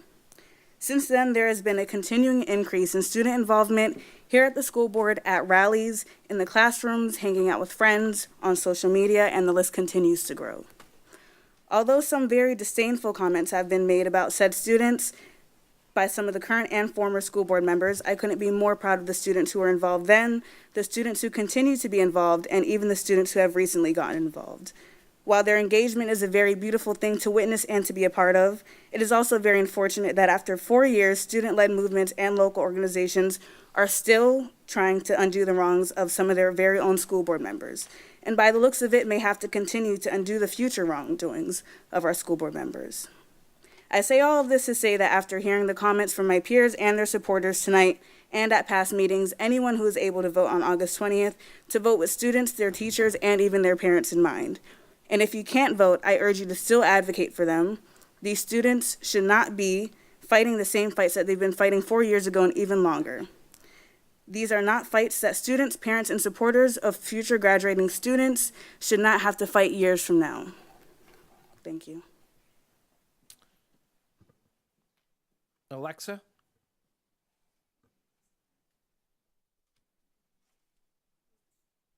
If you please state your name at the podium. Good evening. My name is Alexa Shudo, and I am an educator in Maryland. I am speaking here tonight, miles away from my home, because the ripple effect of conspiracy and misinformation that has come from some members of the board sitting in this room right now have affected my state and my career. I'm also visiting my mom, who lives here and votes here. Hi, Mom. Some board members that I mentioned are interested in retaining their positions by re-election. Ads paid for by a PAC associated with Karen Rose's campaign are running defamatory claims against Liz Barker, her opponent. These ads contain allegations that Barker supports genital mutilation of children and sexualization of kindergartners. Anyone with a brain knows that those are disingenuous ways of referring to gender-affirming care and content with LGBTQ representation, framing it as pornography. Schools don't provide gender-affirming care. Doctors do that. Any medicine kids get at school comes from the nurse. They ain't got that. You know that. As far as sexualizing children or referring to queer representation in books as pornography, you may benefit from knowing that the Supreme Court defines obscenity as material that, taken as a whole, appeals to prurient interest, depicts sexual conduct in a patently offensive way, and lacks serious literary, artistic, political, or scientific value. Content that simply acknowledges the existence of sexuality is no more pornographic than a movie that mentions food is a cooking show. Your campaign depends on misinformation. Everything you stand for and everything that supports you depends on misinformation. And I think maybe you can read more about that at a website called exposerose.com. Pardon my Maryland accent.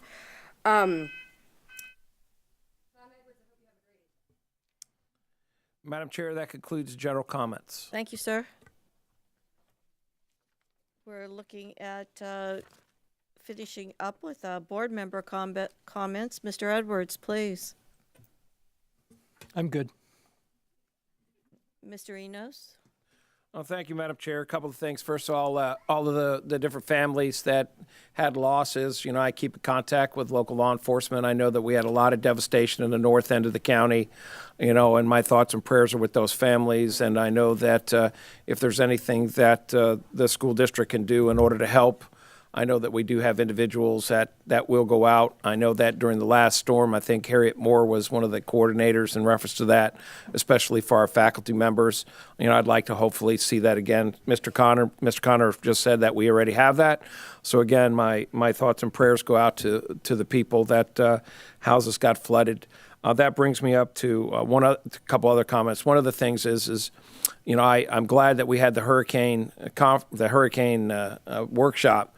One of the things that I can only stress so much is this place, if you saw any of the footage of Philippi Creek, and I did go out, that was just a rainmaker without any wind, that this place with any storm surge will be underwater, and that we need to make sure that we have STC ready to go in the future. And I know Mr. Connor and Dr. Kemp, I know that's one of their priorities, is to make sure that our citizens are safe. Also, I did get an opportunity to present at the Florida Educational Risk Management Association. Lynn Peterson asked me to go and present there in reference to school safety and best practices. I know that this year we've got a couple of things with OpenGate and some other stuff that we're doing in reference to AI technology, also looking with Northport Police Department in reference to the new FUSIS system. Myself and Mr. Connor had an opportunity to go down there to look at that system. Again, in Sarasota, we should always lead and never follow. Back in 2022-23, the niche rated us as the #1 safest school district in the state of Florida, and our intent is absolutely to maintain that or to get back to exceed it, because our students and our staff here are obviously is the backbone of our community, and we need to make sure we take care of them. So I do appreciate being able to present. And then also last week I was at the National Conference for School Safety, the School Safety Advocacy. I got to present on swatting and online threats. Again, that comes back to parental involvement, especially when it comes to social media.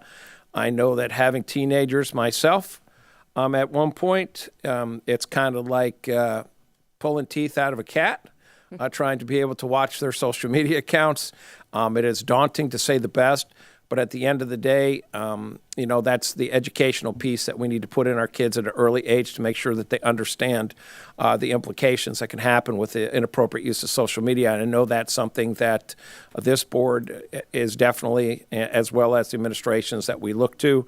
So thank you to the SSAC. I presented, and then I also did called the Final Walk due to me presenting at Marjorie Stoneman Douglas back in the day with the commission. We had a panel of people, and that it comes back to school safety, is we never want to be in a position that happened down at Parkland, because the impact is from within that room, 1,200 attendees. We had the chair of the Broward County School Board, whose daughter Alyssa was murdered, and she spoke. And the impact was absolutely unbelievable. So that we need to make sure that safety is at the forefront here. And that takes everyone, as I spoke before, is that we all have to use the Fortify Florida. We all have to bring attention, because there's only one commonality we know in every single school shooting event, and that somebody knew prior to the incident and didn't come forward. And that takes all of us coming forward when we see threats, no matter what it is, so that we can take it as a staff with our law enforcement partners to make sure that we're safe every single day of coming to school. With that, thank you, Madam Chair. Thank you. Ms. Marinelli, please. Thank you, Madam Chair. I also want to state that my heart goes out to all people that were affected by this tropical storm, and through the kindness and love of a former Southside student that attended when I was there, because my neighborhood is underwater, was able to use a vehicle so I could get here tonight. So I know what people are going through. And with the threat of Myakka River being released, the dam, there could possibly be a rise in more water. in all these areas. So I say that because any family that's going to have children that start school on the 12th, there are personnel, our counselors at school, our school counselors, our social workers are there to help. So, and district level staff. And then on another note, I'd really like to congratulate the summer students that graduated and to thank that I was invited to their graduation. It's the first time that all students from all schools were together with the principals, Superintendent Connor, Ms. O'Day, that we got to see all the students that graduated during the summer. So congratulations to them. And also last week, Student Support Services, which is student services and exceptional student education staff, came together for their summer institute, which was 3 days. So thank you for that invitation. I did get many comments back from teachers and other staff that they thought it was very worthwhile. So thank you to everybody. And will you please let Dr. Hutchinson know too? And then I just want to leave this is not my quote. I found this. I just want to leave this with everybody, regardless of political party, where you stand. There's something very wrong with your spirit if you get pleasure from humiliating, embarrassing, and belittling other people. Thank you. Mrs. Ziegler, please. Thank you. I too want to mention the amazing community that we have seen. It always happens, unfortunately, as a result of a storm, but it isn't only at the storm that we do see that. These are everyday happenings that I know occur across our community. I see it even in our school board chambers during our workshops. It is interesting that there is far more that aligns us and in which we find in common than divides us, although we spend all of our time addressing concerns that do divide us. And I just wanted to highlight that because I know that as we move into the first day of school, tremendous work has been done over the past year, tremendous effort and excitement as we start the new school year. And I want that to be on the minds of everyone else. I know that there are topics in which there is strong division, but that is one of which many other areas of which we all align, all agree, and certainly when it comes to the academics, which is our core mission here in Sarasota County Schools. And I am very encouraged as we move ahead. I want to highlight that someone had mentioned something. I jotted down notes just to make it very clear. We have a very, very thorough discrimination policy and practice, and we do not in a zero tolerance policy. That goes for all components. That's for staff and students. Actually, we have one of the best, I would argue, in the state, something I think we have as a point of pride. So I want to make sure that's clear. If there are any incidences of discrimination, I hope that you will ensure that you either address it with administration or someone else to address it so that we can look into it, because every single person up here, and I believe every single person in our community, in our district, take that very seriously. I also know that a couple of things were mentioned during public comment that do cause me great concern. I will go back to the tape to get the names and identify them and just speak with the superintendent so that we have clarity about certain occurrences to make sure, if in fact that did occur, that we are taking proper action as a result of that. Finally, there was a question about books. So I want to, Beloved, I think it's Blue Sky, subsequently is one of the most challenged books in America over the last 30 years. It has not been challenged in our district. We've only gone through one challenge since I've been on the board in 10 years, which was stamped, which we did not remove. There was certainly legislation that did elevate the vetting process that districts across the country, I can speak to in the state, didn't have a vetting process in place at all. Subsequently, that is why there is a different process, and I would back all day long is that our job is to make sure what is accessible to students is age appropriate. We serve a diverse community with different beliefs, and we need to stay within those guidelines, but certainly want to continue to encourage reading, but within those within the respectful aspect of understanding that we are there to educate minor children. I want to, as we move, so wishing everyone the best of luck as we start the school year. Please beware of the buses. I can't stand when I see people drive around. I know we always put out a graphic. And final congratulations to the communications team. You guys do such an amazing job. And when I think about where we've come from, gosh, it makes me so proud. So well deserved to your team. They are small but mighty. So appreciate it, and best of luck this school year. Thank you, Mrs. Ziegler. I want to also say that my thoughts and prayers are with the families who have had loss and are experiencing flooded homes and more in our community, and recognize the superintendent of the state grading formula had growth, and that hasn't happened for a long time. And I know that you are celebrating and your staff is celebrating. I want to also recognize my colleagues, because you don't get that kind of progress unless we're all working together and we're all focusing in on academic achievement. It's virtually impossible without the focus of this board. I thank each and every one of you for staying focused on academic achievement. And finally, for the record, I'm very proud of my campaign for school board.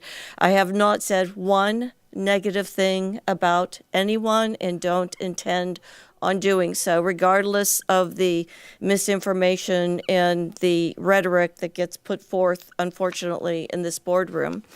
Thoughts are with all of you as folks in our community recuperate. This meeting is adjourned, and our next meeting is a work session on August 21st, followed by a 3 o'clock board meeting. Thank you all.